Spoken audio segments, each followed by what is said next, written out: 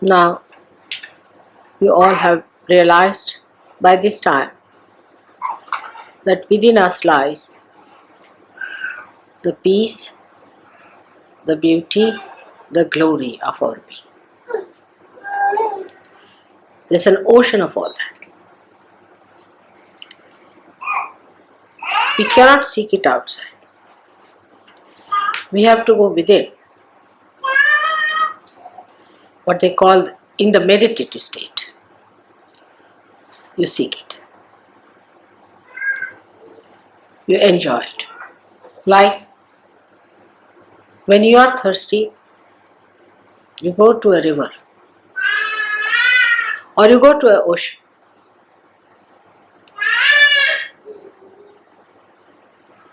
And try to quench your thirst.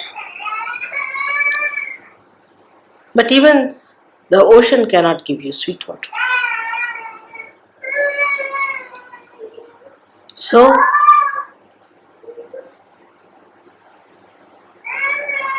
how can anything that is spread outside give you that deep thing that is within you? You are trying to find it out outside where it does not lie. It is within us, absolutely within us.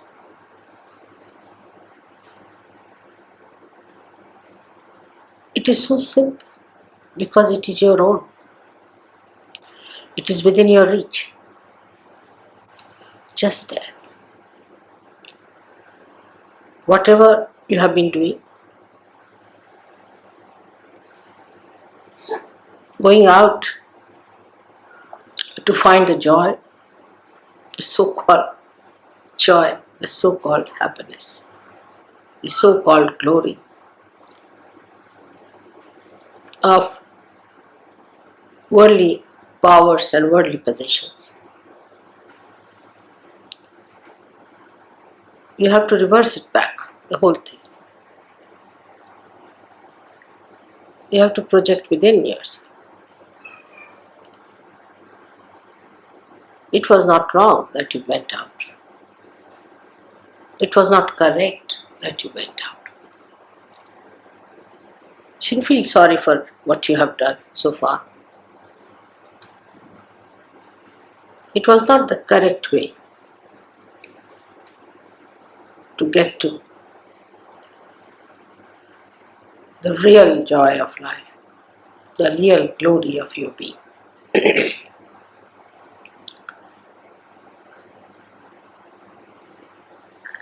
It has worked in so many people that you have entered into that subtler understanding. Some people are only at a mental level, maybe it doesn't matter. Maybe some are only at a physical level that they can feel it. Doesn't matter. But you are on the correct lines. You are moving correctly. Try to meditate. Meditate more so that you reach your inner being. And this inner being is the vast ocean of bliss which exists in every one of us. Is that vast, glorifying flood of light that floods everybody's inner beauty. So to approach it, you have to go within yourself. By denying things which are against it, against your movement. Sometimes the wind can be very, very strong for you to misunderstand that the glory of God is within. But turn back. Every moment, remember that your movement has to be inward.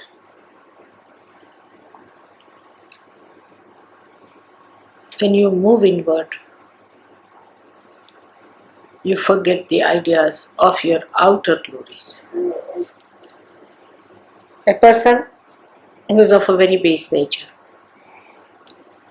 thinks that if he makes a lot of money, then he has achieved joy, but he has not.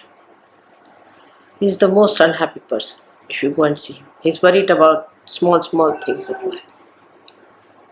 You must have heard that people who are very rich are kleptomaniacs. They are worried, they are very miserly. They are worried about a needle here and there. A little thing missing, they get upset. They have so many habits that they can't live without. So riches have brought always a curse on human beings. So those who seek only the riches cannot enjoy them.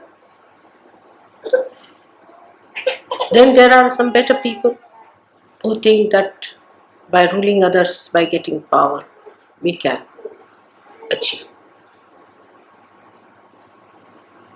a very great position in life. They too, as you fail, you have seen what happens to them. People don't even want to talk about them. Now there are people who get attached to someone, to one person, or to the family, to their children, to their relations, very common in India. That's also not the way you can get to God. That's also so limited, keeps you hanging around them and wasting your energy completely.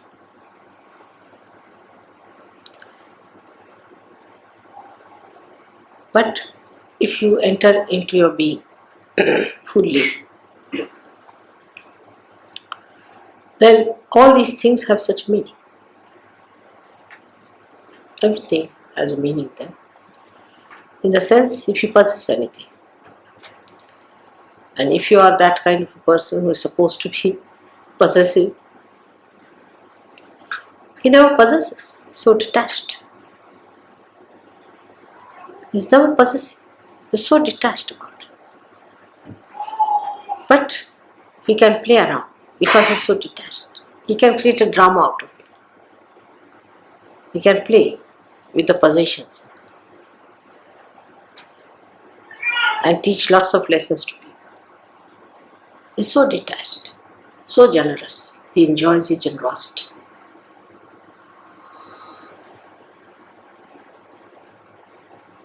The whole thing becomes so different, so dynamic. All the beauty that is created by human beings as possession is exposed before you. And you start enjoying all those things without possessing them. You understand the myth of possession. Same with your powers that people have over other people. Those who try to make money out of sahajayoga or want to have a kind of a privilege over sahajayoga, this can be very subtle.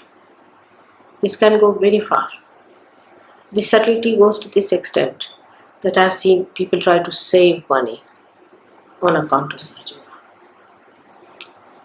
That's also the attention is on money. To make money or to save money, to make a business out of sahajayoga is all absurd. But if you say so, I said, alright, go ahead for a while. Try. You'll find that sahajayoga is no business. Of course, sahajogis can work together, can do some business. But sahajayoga is no business. It's business of God, where you have to give everything that you have. Not to be attached to anything. Not to be attached. There's no money to be paid as such, but all your heart is to be poured into it. If you cannot pour your heart into it, you cannot achieve that. Same about power. Some people think that they can even overpower sahajogis, impress them, control them. Such people are thrown out of sahajayoga completely. You have to enjoy the power of love, that people see you as their protector, as their help, as their support, as their friend, than somebody who is a dominating personality. You have to be a fatherhead and not a demonic, destructive force which is always threatening everyone. Such people will be thrown out of sahajayoga in no time. They are found out. I have no sympathies with such people. Never. That will bring you down. In no way. Keep yourself aloof with them. Otherwise, when they are thrown away as tangents from sahajayoga, you might get out with them. So be careful. Then those people waste all their time just thinking about their family, this thing, or those who have never thought of their family also come to sahajayoga. This is a very subtler ground on which they can lose their attention to their spirit. They spoil their children, they spoil their husbands, they spoil their wives. The whole attention goes in a wrong way. And it becomes a very important issue with them. How the marriages are successful, how the children are this thing, that thing. They don't leave it to God. They have to leave it to God. We are all saints. You have to leave everything to God. In the beginning, in sahajayoga, everybody says, my husband is like that, my wife is like that, my brother is like that, my children are like this, mother look after them. Alright, in the beginning is alright. When you grow, you must get out. It's an individual journey towards God when you meditate. And when you reach there, then you become collective. Before that, it's an absolute individual journey within. Absolutely individual journey. You should be able to see this. That in this journey, nobody is your relation. Nobody is your brother. Nobody is your friend. You are absolutely alone. Absolutely alone. You have to move alone within yourself. Don't hate anyone. Don't be responsible. But in meditative mood, you are alone. No one exists there. You alone. And once you enter into that ocean, then the whole world becomes your family. The whole world is your own manifestation. All the children become your children, and you treat all the people with equal understanding.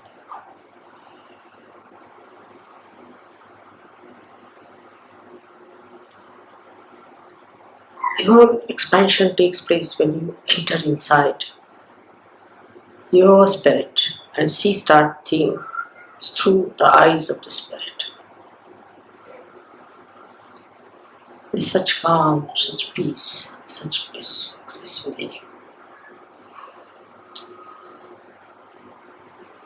You have to be ready for that journey.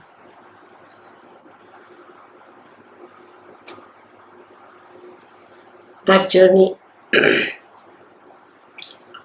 is alone in your meditativeness. And the more you find something in your meditation, the more you want to go and distribute it to others. That has to. If that does not come into you, then it has not worked out. There's no purity. There's some sort of a bias. In that individual pursuit, whatever you find, you want to enjoy it with others. You want to give it to others. This is the sign of a person who has been really meditative. The one who is meditative and has not been able to distribute what he has found is cheating himself and cheating others as well. Because that joy that you receive in your meditation has to be distributed, has to be given, has to be shown. It should flow in your being as the light radiates from every illumined lamp. You don't have to take a vow to say that this is an enlightened light. In the same way, a saint should not be certified that he is a saint. But the depth you achieve within yourself spreads all over. It is such an action as a reaction. The more deeper you become, the radiation is much more. A simple person, very ordinary person, uneducated person can be like that. We have, one gentleman called Wari in Bombay. He's an old man. He's so deep. He radiates. People depend on him. He radiates love. So meditative. You don't have to spend too much time on meditation. But whatever you spend time, whatever you gain, has to be visible outside. How you radiate and how you give it to others. That's the quality of the saints you have to be. Unless and until you become deeper, we cannot save other surgeries. And we cannot save those who are not surgeries. You have to rise higher and higher to pull the whole curtain up. Those who try to rise higher pull the whole thing upward. And they give a pull to everyone who ascend to it. So just try to keep your aim clear cut. You must understand what is your aim in life as surgeons. Now you are changed people. You are no more people who have to deal with possessions or worry about them, about mundane things, about your livelihoods. You are no more people who have to worry too much about your health and things on your personal lives. You are not to worry also about your jobs so much. That's not important. And last of all, not to worry about your family, children, husband, wife, and find a pocket for you to hide into it. Because the only thing where you can really hide yourself is the love of God, where you can really get the great, restful, blissful feeling of His complete protection.